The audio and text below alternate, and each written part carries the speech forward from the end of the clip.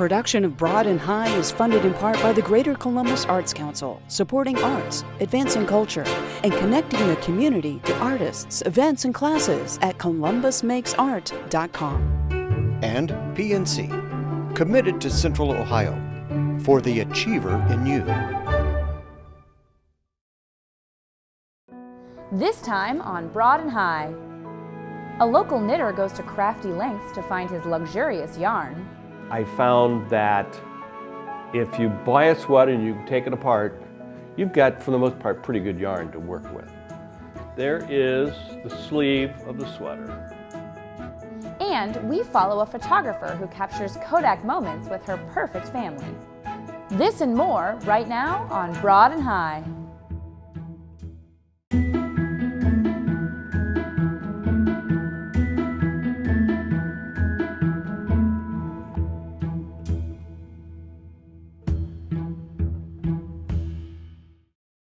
Hey everyone, I'm Kate Quickle and welcome to Broad and High.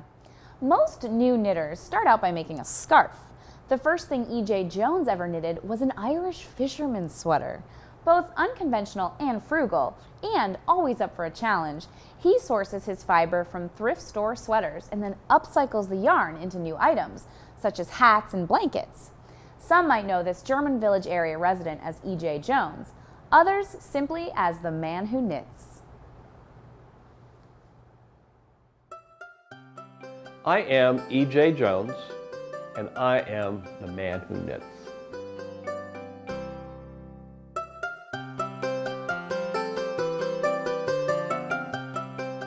I only knit with natural fibers, probably cashmere and camel hair, and wool are my favorites. I look everywhere for yarn.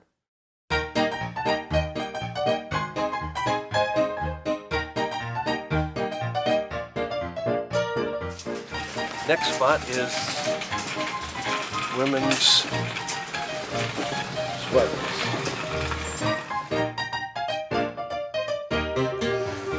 Nothing. I'm looking for wool, and I'm looking for cashmere, basically. But looky here. Here's something we want.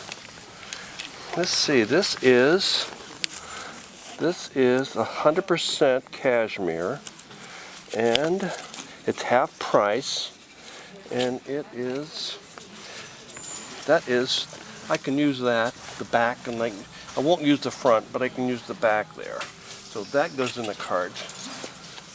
When I go to the Salvation Army, I am looking for the largest sweater that has the most designer characters to it.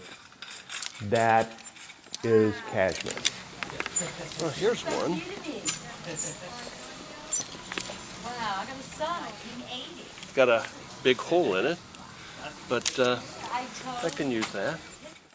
I could not afford yarn that I'm used to knitting with for sweaters.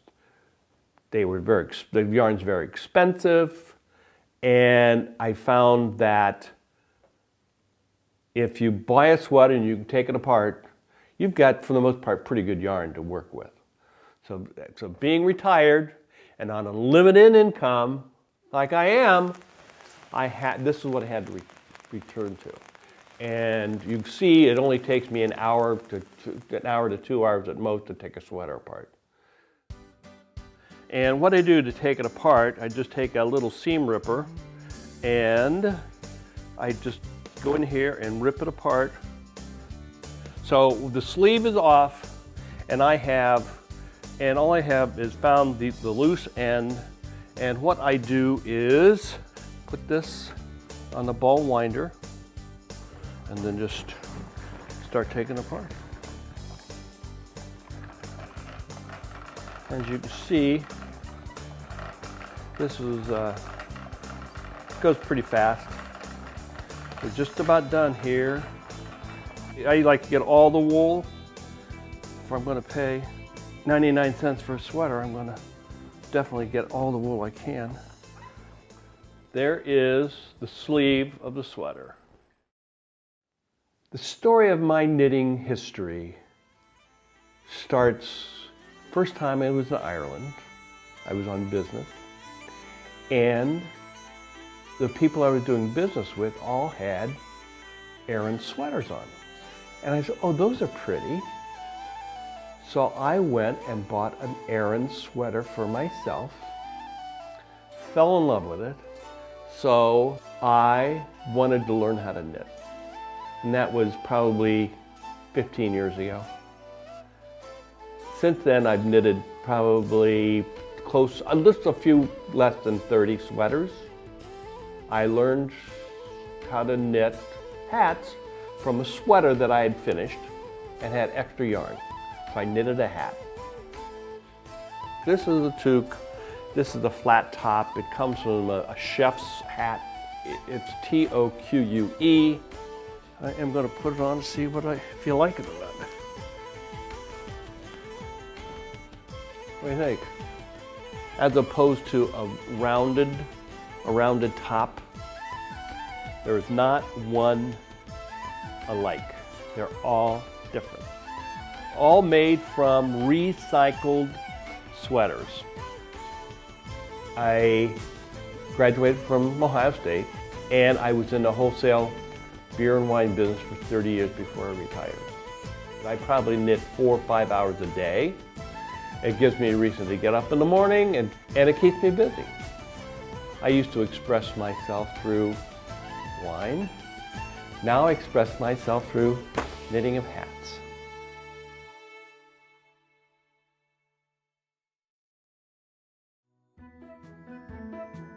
Want to learn how to knit yourself or need help finishing up a project?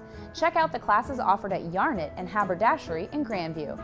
They offer lots of courses for both beginners and experts alike. Find them online at yarnitanddash.com. The photographer in our next story describes her work as equal parts photography and theater, with a dash of social criticism thrown in. With satirical humor, she has spent the past 15 years capturing Kodak moments of her married life. Producer Carrie Saldo from our PBS member station in Denver brings us this story. You bought an actual engagement ring? It's Kubrick zirconia. There you I'm go. not crazy. 14 years ago, when you started the project, what was the intent, if you can think back? What was the intent then? To get back at everyone, frankly. It was because at that time, all of my friends were getting married and having kids, and I was the odd man out. And everywhere I went, people just kept asking me, why aren't you married? Oh, you're so cute, you're so funny. I can't see why you don't have a man. And that just didn't sit with me right. So when my own mother put it to me point blank, there's nobody perfect out there. You're just gonna have to pick somebody if you want to settle down. I yelled back at her and I said, Mom, it's not like I can go out and buy a family. I can't just make this happen. But you could buy someone. I did make it happen. All by myself. I went out and bought him. And I also bought our daughter at the same time. It was sort of a light bulb moment. I was walking past a retail liquidation outlet center, and they were selling their mannequins in the window. And I saw this perfect family, and I thought, I can just go in and plunk down my credit card and buy a family and make this happen in one day. I was in photography school at the same time, and I thought, this is the perfect semester-long project. I'm just going to take Kodak moments with my perfect family. Initially, I started very simple, just family shots around the household. But my girlfriends talked me into taking them on our first road trip to one of those American roadside attractions, Carhenge. But when we got there, people started watching us set up, and I saw the reactions. People would just laugh out loud, and they'd wonder what I was doing, and they'd come up and talk to me. And at that time, I realized, wow, this is a perfect opportunity to explain my point, and I can get feedback, too, from the viewer, rather than hanging in a gallery and never hearing back, or a viewer can never ask questions of the artist. So I thought this was a great interface.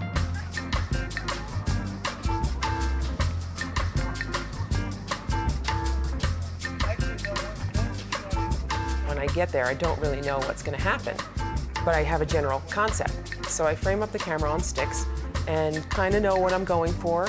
Okay, pull that corner towards me. And then I let a little bit of reality happen. I let people pass behind me. And, you know, I improvise as I do these odd, over-the-top facial expressions. And I take well over 500 photos, usually. And I just pick one that's the most picture perfect. Why the 1950s? It's related to why I call this whole project Life Once Removed. A family relation that's one generation apart is called Once Removed. Well, so is our relationship to the image we have of our life. You know, it comes from the generation before us. I grew up in your perfect suburban family that came out of the 1950s, you know, and sort of the Ozzie and Harriet look. And so I just think it speaks to how antiquated this concept is, that we still are trying to maintain a family image that is 50, 60 years old. A lot of people think that I'm anti-family or anti-marriage, and that is so not the case. I just think you need to do it in the right time for the right reasons, and not just do it because you're running out of time and your eggs are getting old. Australia, France, Brazil, Germany, Canada, Denmark, Japan, Poland, The Huffington Post, Yahoo, over 1 million hits on the trailer, the movie version of it. Why do you think, I mean, you've been doing this for 14 years, why do you think in the last several months this has become so huge? I think social media has become our substitute postcard. And so we start projecting an image of what we want people to think about our lives. We get some strokes and feedback through Facebook, but it's not genuine human interaction. I think it starts distancing ourselves from our true nature. This is what I look like as opposed to what I feel like. This is who I am. Try not to touch the microphone. Thank you. You are a very funny person. Is that where the humor came for you? Or did you make a conscious decision to say, you know, if I go about this in a very direct way that's driven by social commentary, it might be harder for people to hold on to? Is that why you use satire? Yes. I started in a darker, more serious place when I did the first test shots of this. And I didn't think it was very effective. It was kind of gloomy. It evolved into a humorous satire on the whole subject. And I think that's much more effective. By making them laugh and startling them, that's the way to open up the conversation.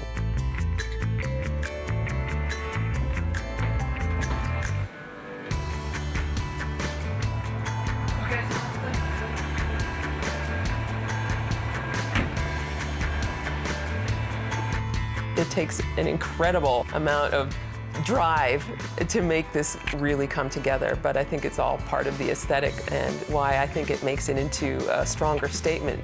I want to have a conversation with my viewer. I want them to be drawn to what I'm saying and then want to listen and to walk away with something that's tangible and concrete, understandable, and relatable to their own life.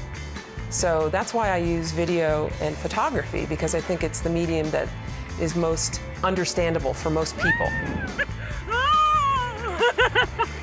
Not every husband gets a wife who works as hard for him. Watch your head, buddy. He is wearing a helmet. They truly are props for me. I don't view them with any human qualities. I keep them in a box in the basement. I don't eat breakfast with them, just in the photos, you know, it's all for show. And that's really the point of the project. If we are concentrating on the image of what our lives should look like, we're not concentrating on the feeling of contentment that we truly want in our lives. You know, it's all about image versus reality. Follow Suzanne on Instagram, where you can see more photos of her with her perfect family. Find her at Suzanne Heinz or at #PlayingHouseProject. Ballet shoes are one of the most important tools in a dancer's career, and they are as unique as the dancers themselves. The shoe room coordinator at the Houston Ballet shows us what it takes to get the perfect fit.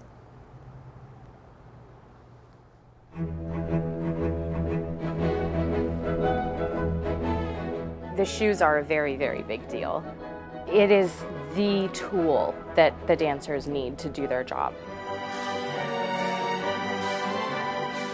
When you're dancing, you want to be thinking about your technique, you want to be thinking about your performance, you want to be thinking about the story that you're playing out on stage. You don't want to be thinking about your foot pain or my shoe's falling off or my shoe is dying. building the perfect tool for them is really very, very important. My name is Molly Searcy, and I am the shoe room coordinator for Houston Ballet. We have over 50 dancers at Houston Ballet in our company, and each of the dancers has a specific shoe need.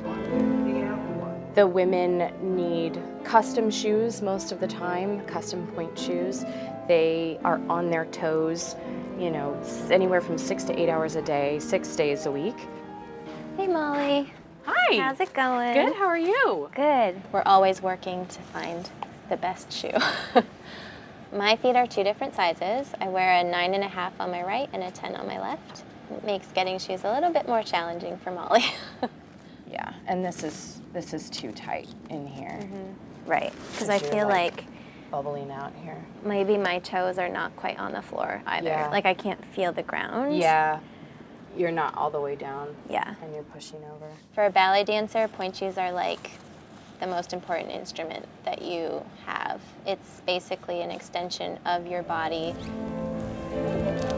It can make or break a line. For a dancer, it's a big deal. If we're talking point shoes, for example, you consider a lot of different factors. You consider the length, obviously. You consider the width of the foot. You also consider the toe length and shape. Yeah. You also have to look at things like compressibility. If your feet can compress like this when they're squeezed, then you will have a different need as opposed to if they just spread out when they're squeezed, if they don't go anywhere. I've been told that I always had Fred Flintstone feet ever since I was growing up, that they're really wide around the balls of my feet. So I need something that basically stretches out to what my foot needs, which is a little bit different than most guys. Most guys will wear a little bit thicker material, but the shoe that I wear, it's a little bit thinner. It molds with your foot and relaxes with you. Our main focus through ballet is partnering the women and making them look light and effortless. To do that, we're a bit more grounded and a bit more into the earth. And our choreography is also more jumping based to get that across. A flat shoe is more effective for a male dancer. Male dancers don't go through as many shoes as the female dancers do. Guys can usually make a flat shoe last essentially as long as they want. They can last a month to 2 months or as short as a week.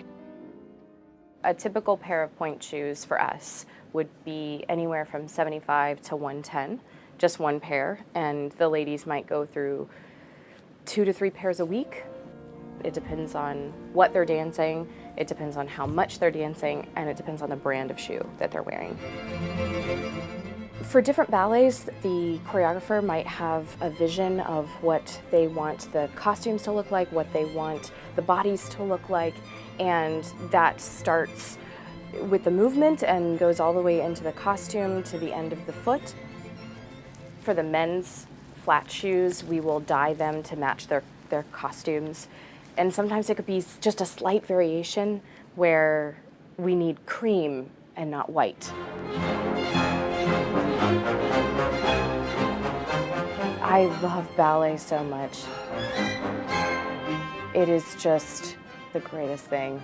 And the dancers here are unbelievable. They're unbelievable.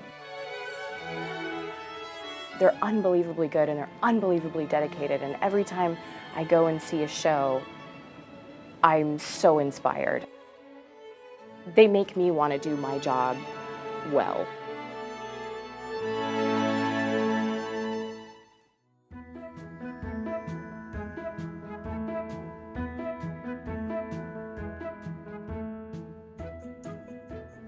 (1984). It was the year that the Summer Olympics were held in Los Angeles, Desmond Tutu won the Nobel Peace Prize, and Steve Jobs unveiled the first Apple PC. It was also the year that Hollywood gave us Karate Kid and The Terminator. And in 1984, Manuel Paul Lopez was 9 years old. His poem is a partial memoir encapsulating his 80s childhood as a kid growing up along the Mexican border.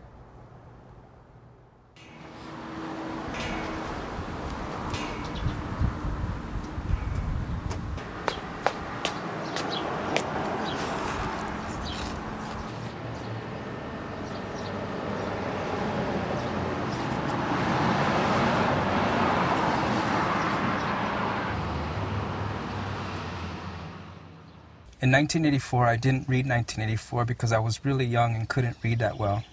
And even if I could have, I probably wouldn't have read it because who wants to read a big, fat, boring book about a miserable year anyway? In 1984, I grew up beneath my big brother Carlos's watchful eyes. I'd eventually learned that my big brother Carlos's eyes were so enlarged because he had a condition. His nickname was El Tecolote. El Tecolote watched everything I did with those big, aqueous, owl-like eyes. He watched everything I did with that condition, El Tecolote.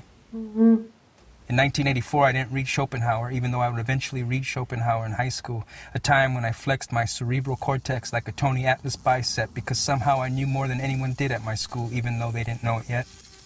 I'd read Schopenhauer and they hadn't. This profound truth, however, did little to stop the sweaty jock fixated on snapping wet towels across my back. If I could have, I would have read Schopenhauer in 1984. If I could have, I would have stolen every single towel from every single school gymnasium in the world and hid them in the basement of some unidentified human torture museum on the moon. In 1984, my favorite word to write on papers besides my name, even though it wasn't quite a name, was 84. The power to abbreviate 1984 turned me on, even though it wasn't quite a word. In 1984, my cousin liked to say this turns me on whenever we watched Van Halen's Hot for Teacher video. I didn't quite know what he meant, but I liked the way this turns me on sounded, the way it felt in my mouth. In 1984, I slept with a humidifier on that sounded like one of those creepy slee stacks from Land of the Lost, except my humidifier comforted me instead of creeping me out like those slee stacks with big aqueous eyes like my brother Tecolotes. That thing's going to warp your bedroom furniture, my mom complained, but it was the only way I could dream good dreams, I told her. To dream good dreams, I said. In 1984, my mom read me Mayakovsky before I fell asleep. In 1984, my catechism teacher sent me home when I recited A Cloud in Trousers instead of 3 Hail Marys. In 1984, I ate a large Papa Bill's pizza by myself and couldn't sleep for 2 nights. My mom finally believed me when I clutched my stomach and complained, I think I'm lactose intolerant. In 1984, I declared pizza my old most favorite food. In 1984, my bedtime was 8 p.m. In 1984, I pointed out my friends from my window, tap tap while they played hide and seek without me, 8:02 p.m. In 1984, I wished library books had buttons, a joystick, and a high score to beat. In 1984, I told the neighborhood El Tecolote raised his arms in the air one night and caught a shooting star with a muddy tube sock he stretched open high above his head. In 1984, El Tecolote wrote an anonymous poem for a girl he liked that used the word betwixt in it. I found it in the drawer where El Tecolote kept his chones. In 1984, my grandpa taught me how to cut rain clouds with a machete. That spring, we made wet confetti of the nimbai and stopped rain just like that. It was weird and kind of sad, though, because for some reason or another, I felt an immediate and inconsolable guilt when I saw a single bird standing on a tree branch looking up at an empty sky. I learned something else that day besides how to cut rain clouds to stop the rain. Someone or something might need water more than I do at any given moment. In 1984, Huicho's sister Gloria told me that it happened when her cousin Diego stole a pair of wings made of zigzag paper and jumped from the El Centro water tower. He got too close to the sun, she said, way too high, and with his wings on fire, he fell down and couldn't survive the fall. But he was brave, she said, and looked so beautiful up there. I guess that's what big kids tell small kids when they need to explain things like death. In 1984, I memorized the lyrics to every song on Motley Crue's Shout at the Devil album. Motley Crue's songs turned me on, too. In 1984, my grandfather cried when Count Basie died. Even though Jose Alfredo Jimenez was our favorite singer, I cried too because my grandfather cried. In 1984, I sang Born in the USA whenever we crossed back into the States from Mexicali. My dad grumbled something unintelligibly. My mom laughed quietly into her sleeve, and El Tecolote only stared into the night with a creepy grin on his face. In 1984, my dad had to pull over every time we traveled long distances because I was prone to car sickness, puking on the side of the road with my mom holding a 7-Up near my mouth. I cried, quite dramatically, how am I ever going to see Moscow? I still haven't been there. In 1984, I wrote a long and shaky scripted declaration on wide-ruled grade school paper reclaiming 1984 as my own. The final line, because it's mine and not that crazy viejas Grace Jones. In 1984, I woke up one night to El Tecolote crying, intermittently mumbling something to the bubbly saliva-sounding effect, I hate this condition, I hate this condition, I hate this condition. The next day, I snuck into El Tecolote's room to see if his anonymous love poem was still in his chones drawer. It wasn't. Somehow I knew it wouldn't be. In 1984, I prayed for El Tecolote and still do. In 1984, I loved everything at the speed of light. In 1984, I heard silence for the first time and kindly asked silence to quiet down. In 1984, I cracked a fortune cookie in half and read, "Everything lasts forever but needn't be if one ever plans to breathe again." Because of that, I've always thought fortune cookies turned me on too. Well, that is it for this week's episode of Broad and High. You can always find us online at WOSU.org, and you can check us out on the WOSU Public Media mobile app. And be sure to follow us on Facebook, Twitter, and Instagram. We're closing out today's show with a little bit of pop and a little bit of punk. This tune, titled Less and Less, is by local band Best Foot Back, which released its self-titled album just last summer. For all of us here at WOSU, I'm Kate Quickle. Thanks for watching and have a great week.